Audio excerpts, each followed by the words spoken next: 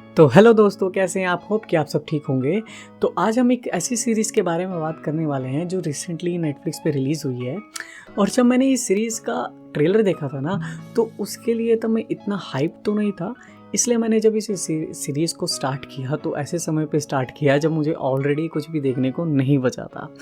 यानी कि कह सकते हैं कि हाँ, मैंने इस सीरीज़ को एक मजबूरी में स्टार्ट किया। लेकिन मजबूरी में स्टार्ट करने के बाद क्या इस सीरीज़ में मुझे मज़ा आया या नहीं, इसी चीज़ के बारे में बात करने वाले हैं आज हम इस वीडियो में।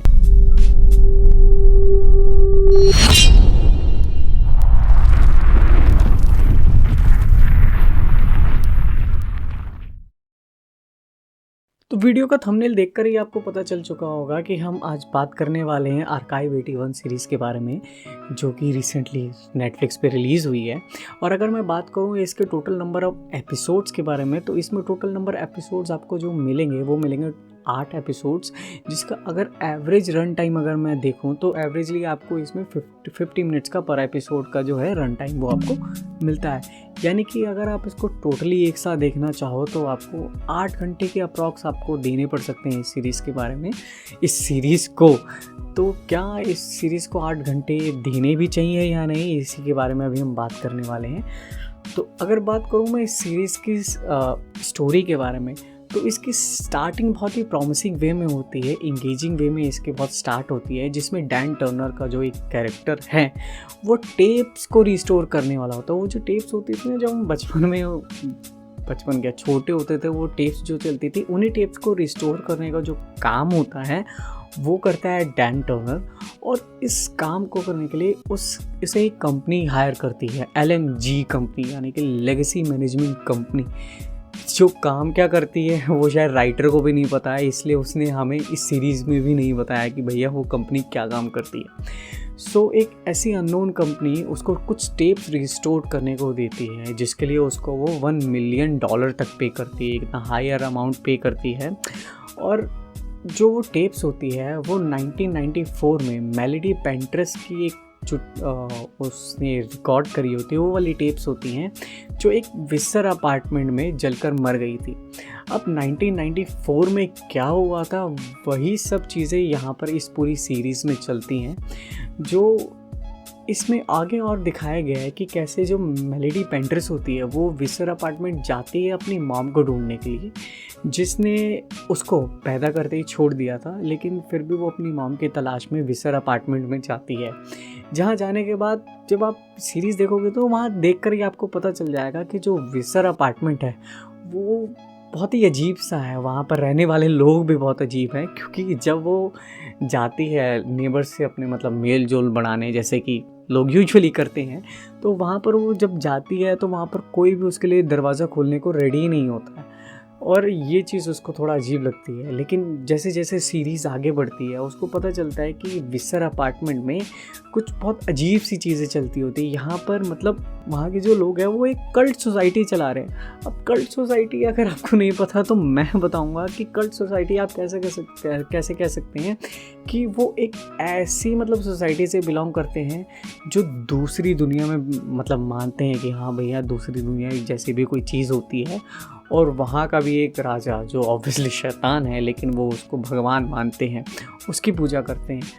तो जब ये सारी चीज़ें वहाँ उसके सामने आती है तो वहाँ देखने को मिलता है, वहाँ बहुत एक अच्छा है, बहुत एक एक सीन आता है जब वो उसकी पूजा कर रहे होते हैं। और पूजा करने का तरीका क्या होता है, वो लिटरली मुझे लगा कि वो अनुलोम विलोम करके वो उस राक्षस को बुलाने की कोशिश कर रहा है बिना मैं वहाँ देख के मुझे लगा कि ये क्या कर रहे हैं यार। तो इनको बाबा रामदेव की तरफ से कोई भी कॉपीराइट नहीं मिला है यहाँ पर। तो लेकिन उस समय जो पीछे जो म्यूज़िक चल रहा होता है वो इतना अजीब होता है। लेकिन अजीब होने के बावजूद भी आप ये लगा लीजिए कि सीरीज़ फिनिश करने के बावजूद वो डेफिनेटली कुछ समय तक वो आपके माइंड में गूंजने वाला है। जैसे अभी भी मुझे लग रहा है, अगर आपको सुनाई दे रहा हो तो मुझे अभी भी लग रहा है कि मैं उस म्यूज़िक को सुन रहा हूँ।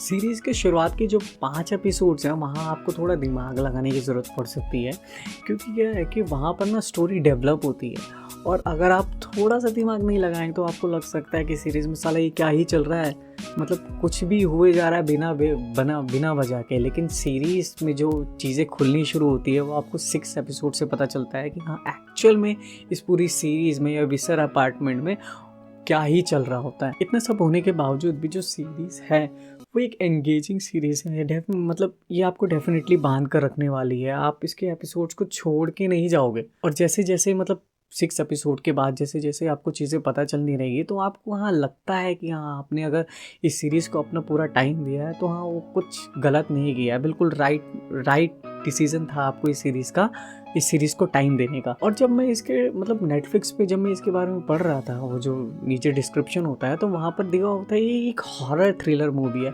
लेकिन अगर आप हॉरर इसको देखोगे, अगर आप ये पढ़ के इस मूवी को देखने जाओगे तो और आपको लगेगा कि हाँ इट इज़ अबाउट गोस्ट, तो डेफिनेटली आपको यहाँ कोई गोस्ट नहीं देखने को मिलेगा। मच्छर था। तो डेफिनेटली आपको यहाँ पर कोई भी गोस्ट देखने को नहीं मिलेगा, या ना तो आपको कोई जंप स्केयर देखने को मिलेगा। बट हाँ बहुत ईरी सी मतलब ऐसी सिचुएशन होगी जो आपको मतलब लगेगा कि हाँ थोड़ा अजीब है, थोड़ा डिस्टर्बिंग सी चीज़ें इसमें चलती हैं। बात करूँगा अगर इनके मैं इस सीरीज़ की स्टार कास्ट के बारे में, तो डैन टर्नर का जो रोल प्ले करा है वो प्ले करा है मोमो दुआ एथी ने, और मेलेडी पेंटर्स का रोल प्ले करने वाली है डीना शाहाबी। और इसके अलावा जो आपको अदर कैरेक्टर्स यहाँ पर मिलेंगे वो हैं इवान जॉनिकिट और मार्टिन डोनोवन, जिसको आप एमसीयू में भी पहले देख चुके हैं। और सीरीज़ में मतलब जो दूसरी दुनिया की यहाँ पर बात की गई है ना, तो वहाँ पर अगर मैं आपको बताऊँ तो उसका कंसेप्ट भी कुछ ऐसा दिखाया गया है जिसमें आपको लगेगा कि हाँ अगर आपने कभी स्ट्रेंजर थिंग्स देखी होगी तो आपको लगेगा कि हाँ आप स्ट्रेंजर थिंग्स वाली चीज़ें यहाँ पर देखने को मिलती है। जैसे कि वहाँ पर भी जो दूसरी दुनिया का कंसेप्ट जो था उसमें जब भी कोई पर्सन जाता है तो वहाँ पर लगता है कि हाँ कुछ मतलब बहुत ही ब्लैक से डार्क थीम होती है और आपके आसपास कहीं स्नोफॉल सा हो रहा था, यानी रुई गिर रही होती। तो डेफिनेटली वही चीज़, वही सेम कंसेप्ट आपको यहाँ पर भी देखने को मिलेगा दूसरी दुनिया के बारे में। पूरी सीरीज़ बहुत इंगेजिंग है, प्रॉमिसिंग है, और मैं आपको डेफिनेटली आपको ये कहूँगा कि आप इसको डेफिनेटली जाओ और उसको देखो। क्योंकि और जब इसका जो एंड में जो क्लिफ हैंगर दिखाया है, इसके क्लिफ हैंगर को देखने के बाद, इसका एंड देखने के बाद डेफिनेटली मैं तो इसके सेकंड सीज़न के लिए बहुत ज़्यादा एक्साइटेड हूँ। बहुत तो नहीं लेकिन हाँ एक्साइटेड तो मैं ज़रूर हूँ कि इसके सेकंड सीज़न में हमें और क्या क्या चीज़ें देखने को मिल सकती हैं, या उस दूसरी दुनिया के बारे में हमें क्या क्या एक्सप्लोर करने को मिल सकता है। तो ये वीडियो थी मेरी आर्काइव 81 के बारे में। अगर आपको ये वीडियो पसंद आई होगी तो प्लीज़ कमेंट करके मुझे ज़रूर बताना, और प्लीज़ मेरे चैनल को सब्सक्राइब भी कर देना। तब तक के लिए खुश रहो, आबाद रहो, क्या पता संडे हो ना हो।